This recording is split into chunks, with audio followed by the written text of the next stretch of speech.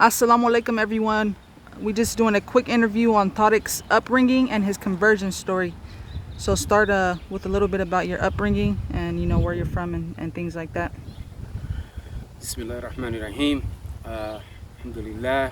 Well, I was born born and raised in the South Bronx. Come from a Puerto Rican family. My grandmother migrated from Puerto Rico to New York in probably about the 50s or something like that, 60s. And when she came to the States, she didn't know any English. She has a first, second grade education. She had to leave school when she was in the second grade, and so she moved out here to New York and started having kids. And alhamdulillah, my father was born. Actually, my father was born in Puerto Rico, but the rest of my uncles and aunts was born here in the United States, here in New York. And being that she didn't know English, and she was really she didn't have she only had a second grade education. As my uncles started growing up, they started going to the public schools, and unfortunately, my grandmother, she fed them, clothed them, and things of this nature, but she could not be on them as far as education was concerned. She couldn't teach them anything, so they had to go to public schools. And while they was going to public schools, they kind of like started hanging out in gangs and things of this nature. In my neighborhood there was gangs. You had the 7 Immortals, you had the Savage Skulls, Savage Nomads, and in my neighborhood, well, the neighborhood where they grew up in, there was the 7 Immortals. And so, my family started growing up in that environment and became gang members, started going to prison at a young age. For instance, I have an uncle who's 9 years old, and he was in the newspaper in New York for one of the youngest kids with biggest criminal records. So this is how I grew up. My father being the oldest, he had me when he was 22, and he met my mother. My mother was a member of the 7 Immortals. This is where he met my father, where she met my father, and I came from that from that union. Like I said, you're a product of your environment. You're imitative by nature, and since I grew up in that environment, I kind of like drifted towards that lifestyle. I saw my uncles and aunts, and I felt that they were, for me, they was the baddest things walking around in the South Bronx. They were tough. They had girls, and I kind of was attracted to that lifestyle, and I just wanted to be like them. So I started drifting towards that lifestyle. When I was 10 years old, I joined my first gang, and and it went from there. That led to other things, prison and things of this nature. Now, can you tell us a little bit about your conversion story and how you became Muslim? Yeah. Well, I always had, it's crazy because although I was a gang member, although, I lived a destructive lifestyle, drugs and gangs and violence, etc., I always had a sense of something greater than me. I've always had that sense. And being that I always had that sense, I was always conscious, trying to learn about my history and things of this nature. And so as I was always dabbling in stuff. I tried Pentecostal church when I was a kid. I had a neighbor who used to take me to her church. I wasn't feeling that. Then I joined about 16 years old. I met the 5%ers, which is an offshoot of the Nation of Islam. I was digging that, just more so because of the language. You know what I'm saying? They, I like the way they talk. I like that they were intelligent. And although I was in gangs, I started dabbling in the 5% Nation. But I was still living a destructive lifestyle. So in 1993, I was arrested. Probably in 91, 92. I did, a little 6 months here. Then I was rearrested in 93, but before I was rearrested, I was shot. I was shot 8 times. I was shot twice in my stomach, 4 times in my back, and 2 through my legs. And so what was crazy is that although I had this concept of me being God, which is what you learn in the 5% Nation, when I got shot, it was amazing to me because the first thing I thought of, it wasn't about moms, it wasn't about that. All I thought of in my mind was, God, please don't let me die. You know. Later on, I come to find out this was what we call in Arabic the fitra. You know, your natural state. You know. But that's the first thing I thought of when didn't believe in a God, but yet when I got shot, the first thing I thought of was, God, please don't let me die. You know. And this was in 1993. I went into the penitentiary. I was facing life. I was facing multiple murders, which I didn't do, but that's what I was facing. I was facing multiple murders. I went in with the Latin Kings. I was a member of the Almighty Latin King and Queen Nation. And in 1993, King Blood, which was the founder of the Latin Kings, him, me, and about 20 other members were arrested, and we were all facing life. You know, sometimes the reality of life is sometimes you have to hit rock bottom to understand your reality, you know? And for me, that was rock bottom. Once you hit rock bottom, you have no, it's oftentimes a good thing because sometimes you hit rock bottom, there's nowhere else to go but up, you know? So I hit rock bottom, man. I was facing life. I had 8 bullets in me. I didn't know what to do. And alhamdulillah, we say all praises due to Allah.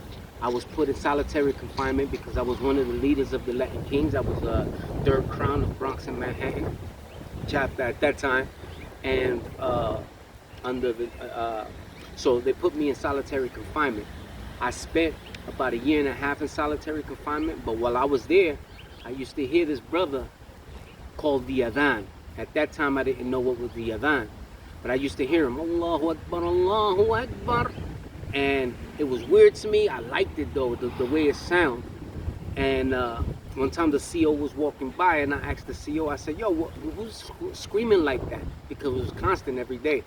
Yo, who's screaming like that? The CO says, an African guy from down the tier. So I was interested, you know, just by the Adhan. One time I saw the brother, because I already knew what he looked like. I saw the brother walking by. His name was Sadiq Ali. And I banged on my cell door. And I asked him, I said, yo, what's that you be screaming? He said, the call to prayer. I said, the call to what? He said, I'm Muslim, and it's the call to prayer. We pray 5 times a day. I'm calling people to prayer. I said, okay. I'm Muslim too. Because in the lessons of the 5% Nation, it mentions about Muslims, you know? So I said, where I'm Muslim too. So he was happy at first, but then I told him about, you know, me being God, and he just smiled at me. And he didn't know what it was because he was Sudanese. So alhamdulillah, what happened was we started building a relationship. Every time he used to walk by, we talked. The CO used to let him clean the tier, and he'll sit in front of my door, and we'll start talking, and we'd talk about deen. And you know, I always used to argue. I was real argumentative. I used to argue with him, talking about, you want to see Allah, look in the mirror. You know, the black man is God, you know. So we started building like that, and alhamdulillah, man, you know, eventually I started reading the Quran. He gave me the Quran, and you know, I read Surah Al-Baqarah, and it was confusing to me because unlike the Bible gives you a story from point A to point Z. You know what I'm saying? It goes from Genesis going all the way to Exodus, whereas the Quran is not like that. It flips from story to story, so I was a bit confused. But every time I asked him a question, he was able to answer the question. And mashallah, man, I felt, you know, I felt this was for me, you know. And one day he was walking by, and I banged on the door again. I said, yo, Sadiq, I want to be a Muslim. And he just smiled, you know, and says, you want to be Muslim? I said, yeah, I want to be Muslim. And then he said, all right, Father, say this after me. And this is when I took my Shahada and became Muslim. Mashallah. Can you talk a little bit about how it has impacted your life, and you know, kind of how your family, you know, accepted it and whatnot? Sure. Well, you know, I lived a savage life.